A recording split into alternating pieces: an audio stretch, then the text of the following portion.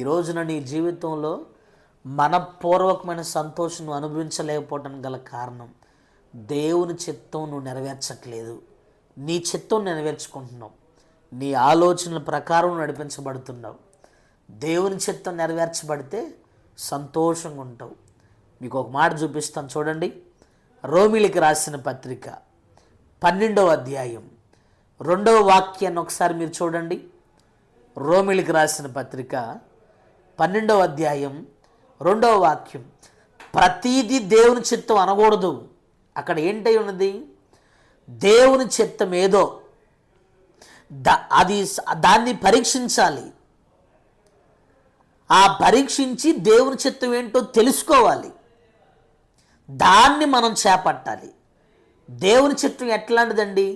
ఇప్పుడు మీరు చూస్తున్న 2వ వాక్యంలో 3 విషయాలు నోట్ చేసుకోండి. 1,